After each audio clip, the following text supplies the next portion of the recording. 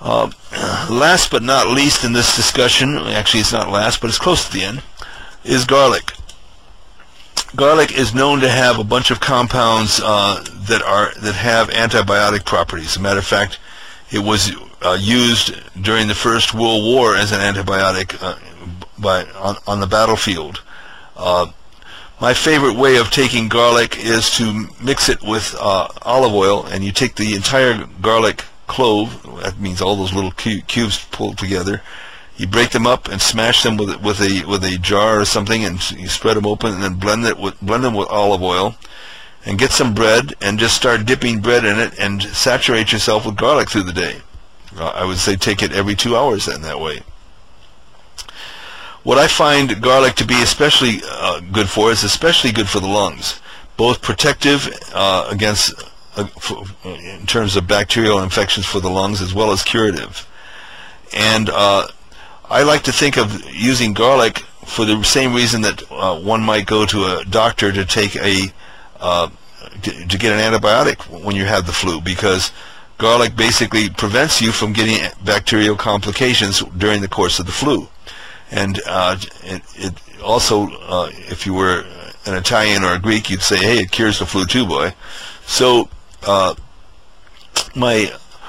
colleague of mine, a woman who is a Greek woman, talked about meeting an herbalist in the Sierra Nevadas who passed away recently, and she said how during the 1918 flu, close relative of hers, a young boy, came down with that flu and turned extremely white and looked like he was going to die.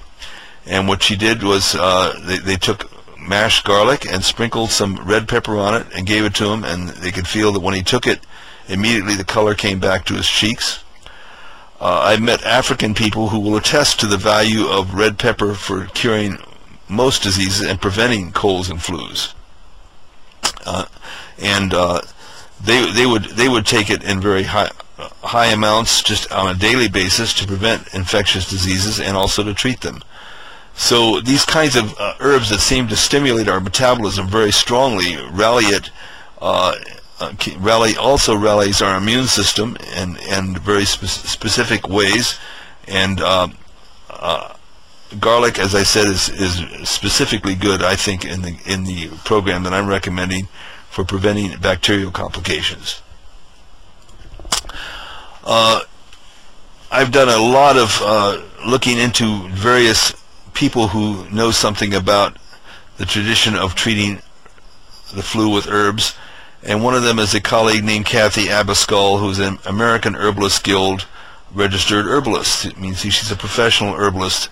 The American Herbalist Guild is an organization that I founded over 20 years ago.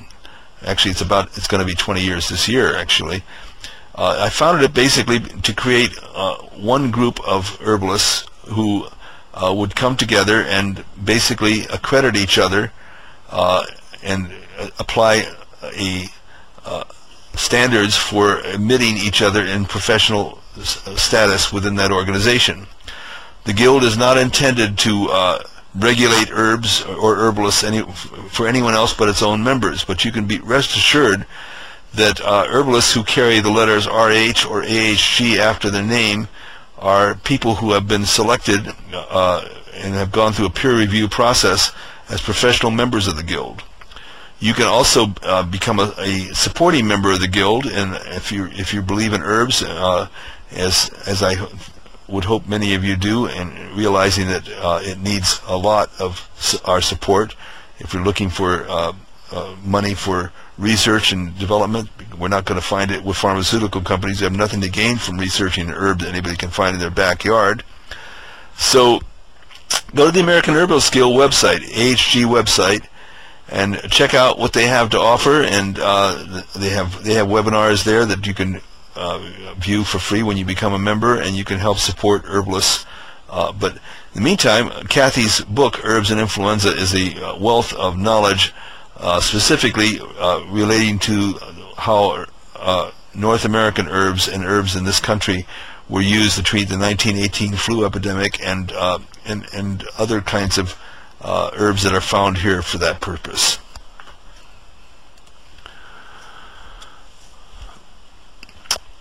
Izatus tinctoria is a potent antiviral herb. It's an herb that is actually found worldwide, and it has been studied and found to have very potent antiviral properties, and it treats the common cold, sore throat, mumps, respiratory ailments. And Chinese doctors that I've talked to in the local acupuncture school say that this is the major herb to use for flus and for H1N1 virus. Boneset, Eupatorium perfoliatum, grows in the southeastern part of the United States. It's an intensely bitter herb, not as bitter as the next one I'm going to tell you, but it's right up there, right next to it. And it has a long history in treating epidemic diseases, beginning with a strange disease called bone-breaking disease during the 19th century, which is thought to have been a type of influenza, and it also treats pneumonia and pleurisy. It's extremely bitter, and this is one reason why I think many of you would be happy to know that that it is available in tablet or capsule form, so that you don't have to taste it, because it's quite an ordeal.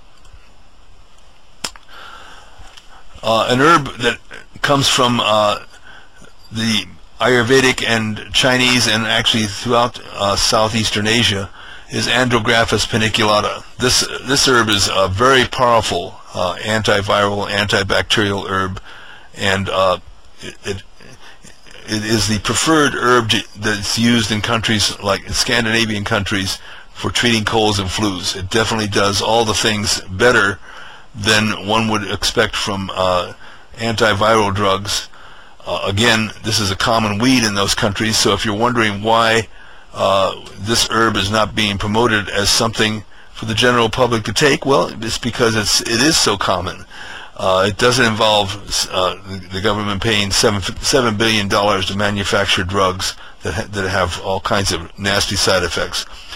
Did I mention, for instance, one of the side effects of Tamiflu is causing psychoneurological symptoms, especially in teenagers. That Tamiflu was widely used by the Japanese, who bought up 60% of the world's amount of it and used it on its own people. And they found that at least 1 out of 5 teenagers had problems with psychoneurological disease symptoms, some so severe that it led to suicide. So again, when you're taking drugs, they're so specific and so strong, and they're so antithetical to the way our bodies work, that they have to pose risks. And when you're taking herbs, they're so similar to food, they're so similar to our bodies. It's not to say that there aren't some poisonous herbs out there, but of the herbs that we're talking about, which are most herbs that are being used medicinally, they're relatively extremely safe.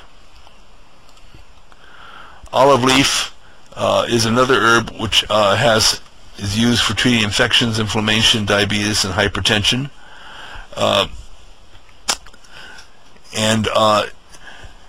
The oleorupine is converted into linoleic acid in the body, which may prevent viruses and bacteria from replicating. Always watch that word "may." It appears it'll appear in some of my writing, as you can see, but it appears in many people who are trying to make claims that are unsubstantiated. Unsubstantiated means that basically these claims are being made based on a theoretical principle that has not been applied to actual clinical models. In other words, it hasn't been applied to people, where you can say so many people took olive leaf, and out of that, such and such a percentage of people experience no symptoms, and a certain percentage experience mild symptoms. That kind of information is not exist. But when we say may, we mean that people have studied the chemistry of these plants, and assuming that the chemistry is consistent with the way it's going to work in the body, which isn't always the case, we can make some statements based on that.